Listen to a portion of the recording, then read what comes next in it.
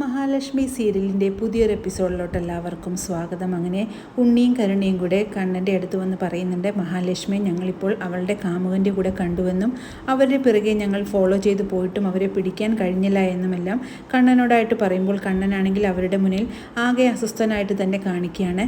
കാരണം അവർക്ക് ഒരു മാറ്റവും തോന്നരുതല്ലോ എന്ന് വിചാരിച്ചുകൊണ്ട് മാത്രം.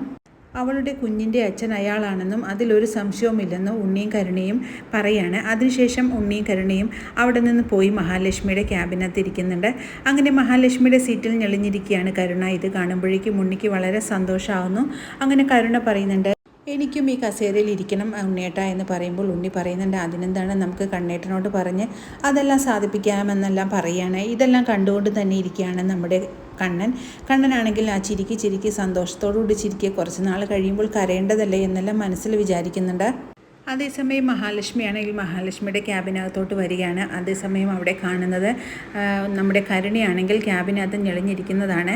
അത് കണ്ട് മഹാലക്ഷ്മിക്കാണെങ്കിൽ ആകെ ദേഷ്യം വരുന്നു. മഹാലക്ഷ്മി ചോദിക്കുന്നുണ്ട്, ആരോട് ചോദിച്ചിട്ടാണ് എൻ്റെ ഈ റൂമിൽ നിങ്ങൾ കയറിയതെന്ന് ചോദിക്കുമ്പോൾ ആരോട് ചോദിക്കേണ്ട ആവശ്യമില്ല, ഇത് ഞങ്ങളുടെ കണ്ണേട്ടൻ്റെ കമ്പനിയാണെന്ന് ഉണ്ണിയും കരുണയും പറയാണ്. അത് കേൾക്കുമ്പോഴേക്കും മഹാലക്ഷ്മി പറയുന്നുണ്ട്, നിങ്ങളുടെ കണ്ണേട്ടൻ്റെ മാത്രമല്ല കണ്ണേട്ടനുള്ള അതേ അവകാശം തന്നെ എനിക്കും ഈ കമ്പനിയിലുണ്ടെന്നെല്ലാം തുറന്നടിക്കുകയാണ്.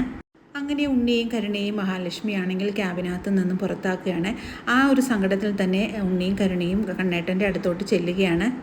ഞങ്ങളെ രണ്ടുപേരെയും അവരാണെങ്കിൽ ആട്ടിപ്പുറത്താക്കിയെന്നെല്ലാം കണ്ണനോടായിട്ട് പറയുകയാണ് ഉണ്ണിയും കരുണയും. അപ്പോൾ കണ്ണൻ പറയുന്നുണ്ട്, എനിക്കുള്ള അതേ അധികാരം തന്നെയാണ് അയാൾക്കും ഉള്ളതെന്നെല്ലാം പറയുകയാണ്. എന്താണെങ്കിലും കണ്ണേട്ടൻ ഒന്ന് വന്ന് ചോദിക്കണമെന്ന് പറയുമ്പോൾ കണ്ണനാണെങ്കിൽ അവരുടെ റൂമിലോട്ടായിട്ട് പോകുന്നു. അങ്ങനെ കണ്ണനെ കാണുന്നത് മഹിയാണെങ്കിൽ ചെയറിൽ നിന്ന് എഴുന്നേൽക്കുകയാണ്. എന്നിട്ട് പറയുന്നുണ്ട്, എന്താണ് കാര്യമെന്ന് ചോദിക്കുമ്പോൾ ഇവരെ രണ്ടുപേരും നീ ഇവിടെ നിന്ന് പുറത്താക്കി എന്ന് പറഞ്ഞു, അത് എന്തുകൊണ്ടാണ് കാരണമെന്നെല്ലാം ചോദിച്ചുകൊണ്ട് കണ്ണനാണെങ്കിൽ മഹാലക്ഷ്മിയുടെ നേരെ തട്ടിക്കയറുന്നു. മഹാലക്ഷ്മിയാണെങ്കിൽ ചുട്ട മറുപടി തന്നെ കൊടുക്കുന്നു, നിങ്ങൾക്ക് എത്രത്തോളം ഇവിടെ അവകാശമുണ്ടോ അത്രത്തോളം എനിക്കും ഇവിടെ അവകാശമുണ്ടെന്നെല്ലാം തുറന്നടിക്കുകയാണ് അവരുടെ മുന്നിൽ വെച്ച്. അങ്ങനെ ഇതെല്ലാം കേട്ടുകൊണ്ട് സഹിക്കാൻ പറ്റാതെ ഉണ്ണിയും കരുണയും അവിടെ നിന്നും പോവുകയാണ്. അതേസമയം മഹാലക്ഷ്മിയും കണ്ണനുമാണെങ്കിൽ സന്തോഷത്തോടുകൂടി ചിരിക്കുകയാണ്. എന്നിട്ട് കണ്ണൻ മഹാലക്ഷ്മിയോടായിട്ട് പറയുന്നുണ്ട്, താൻ ഇങ്ങനെ തന്നെ ബോൾഡായിട്ട് തന്നെ നിൽക്കണം, എന്നാൽ മാത്രമേ തൻ്റെ ശത്രുക്കളുടെ നേരെ തനിക്ക് നല്ലൊരു തിരിച്ചടി കൊടുക്കാൻ പറ്റുള്ളൂ എന്നെല്ലാം പറയുകയാണ്. ഇതിനൊക്കെയുള്ള ധൈര്യം എനിക്ക് കണ്ണേട്ടൻ തന്നെയല്ലേ തന്നതെന്നെല്ലാം മഹി തിരിച്ചു പറയുമ്പോൾ കണ്ണൻ പറയുന്നുണ്ട്, എൻ്റെ ഭാര്യയായ മഹി ഇങ്ങനെ തന്നെ വേണം മുന്നോട്ട് പോകാനെന്ന് പറഞ്ഞുകൊണ്ട് കണ്ണൻ അവിടെ നിന്ന് പോകുന്നു. പിന്നീട് ആ കാർത്തികേയൻ എന്ന ഗുണ്ടയ്ക്കാണെങ്കിൽ കൈവിരലുകൾ അനങ്ങുന്നുണ്ടെന്ന് പറഞ്ഞുകൊണ്ട് അയാളെ കൊണ്ട് കണ്ണൻ എഴുന്നേറ്റ് നടന്നോ ഇല്ലയെന്ന് എഴുതിപ്പിക്കുകയാണ് മറ്റേ ആൾ.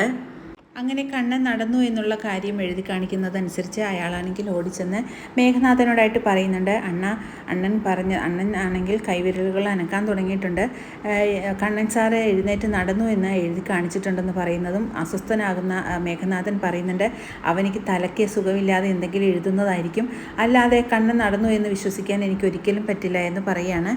പിന്നീട് ക്യാബിനകത്ത് എത്തുന്ന കണ്ണനാണെങ്കിൽ ഉണ്ണിയോടും കരുണയോടുമായിട്ട് പറയുന്നുണ്ട്, അയാൾ ഞാൻ കണ്ടിട്ടുള്ള മഹിയല്ല, അയാളുടെ സ്വഭാവത്തിൽ ഒരുപാട് മാറ്റങ്ങൾ വന്നിട്ടുണ്ടെന്നും ഇനി ഒരിക്കലും അയാളുടെ അടുത്ത് നമുക്ക് സ്വത്ത് തിരിച്ച് വാങ്ങാൻ പറ്റുമോ ഇല്ലേ എന്നുള്ള കാര്യം എനിക്കറിയില്ല എന്നെല്ലാം കണ്ണൻ പറയുമ്പോഴേക്കും ഉണ്ണി പറയുന്നുണ്ട്, അതൊക്കെ നമുക്ക് എങ്ങനെയെങ്കിലും ചെയ്തെടുക്കാൻ കണ്ണേട്ടൻ സമാധാനമായിട്ടിരിക്കാൻ പറയുകയാണ്.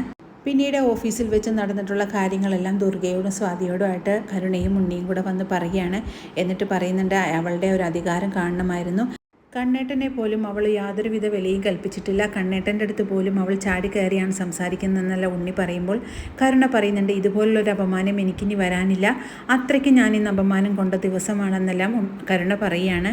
ഇനി ഞാനും മേഘേട്ടനും കരുണയുടെ അച്ഛനും കൂടി അവളുടെ കാര്യത്തിൽ ഒരു തീരുമാനമാക്കും, അവളെ ഈ ഭൂമിയിൽ നിന്ന് തന്നെ ഇല്ലാതാക്കുമെന്നെല്ലാം പറയുമ്പോഴേക്കും സ്വാതിക്കും ദുർഗയ്ക്കും ഇതെല്ലാം കേൾക്കുമ്പോൾ വളരെ സന്തോഷമാകുകയാണ്. അങ്ങനെ സ്വാതിയും ദുർഗയും പറയുന്നുണ്ട്, എത്രയും പെട്ടെന്ന് തന്നെ ചെയ്യാൻ നോക്കണം മോളെ, ഇനി അതെല്ലാം ചെയ്യുമ്പോൾ നമ്മൾക്ക് കൂടെ നിൽക്കാൻ നമ്മുടെ കണ്ണനുണ്ടല്ലോ, അതുകൊണ്ട് ഇനി ഒന്നും പേടിക്കാനില്ല എന്നെല്ലാം പറയാണ്. അത് കേട്ട് ഉണ്ണി പറയുന്നുണ്ട്, അങ്ങനെ തന്നെ ചെയ്യാനാണ് ഞങ്ങളുടെ തീരുമാനം എന്നെല്ലാം ഉണ്ണിയാണെങ്കിൽ ദൃഢനിശ്ചയത്തോടു കൂടി തന്നെ പറയാണ്.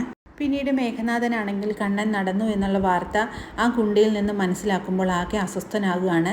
നീ പറഞ്ഞത് സത്യമാണോ ഇല്ലേ എന്നെല്ലാം ഗുണ്ടയോട് ചോദിക്കുമ്പോൾ പറയുന്നുണ്ട്, അണ്ണനല്ല ഇത്രയും നാൾ അണ്ണൻ്റെ കൈ അനങ്ങുന്നുണ്ടോ ഇല്ലയെന്ന് അന്വേഷിച്ച് നടന്നത്, ഇപ്പോൾ അതെല്ലാം അനങ്ങി, അണ്ണൻ എഴുതി കാണിച്ചിട്ട് പോലും വിശ്വാസമാകുന്നില്ലേ, എങ്ങനെയെങ്കിലും അണ്ണനെ നമുക്ക് അഗസ്ത്യകൂടത്തിലോട്ട് തന്നെ കൊണ്ടുവരണമെന്ന് ഗുണ്ടയാണെങ്കിൽ മേഘനാഥനോടായിട്ട് പറയുന്നുണ്ട്.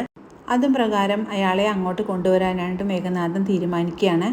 തോമസ് വൈദ്യനും ഇവരെല്ലാവരും കൂടി നമ്മളുടെ മുന്നിൽ നാടകം കളിക്കുകയാണോ എന്നൊക്കെ നമ്മുടെ മേഘനാഥനാണെങ്കിൽ ഒരു സംശയം തോന്നുകയാണ്. അതുകൊണ്ട് ഏത് വിധേനയും ഇത് സത്യമാണോ ഇല്ലയെന്ന് എനിക്കറിയണമെന്നെല്ലാം മേഘനാഥനാണെങ്കിൽ ഗുണ്ടയോടായിട്ട് പറയാണ്. അങ്ങനെ വളരെ ത്രില്ലിംഗ് ആയിട്ടുള്ള ഒരു എപ്പിസോഡുകളാണ് ഇനി വരാനിരിക്കുന്നത്. പുതിയൊരു എപ്പിസോഡിനായിട്ട് നമുക്ക് കാത്തിരിക്കാം.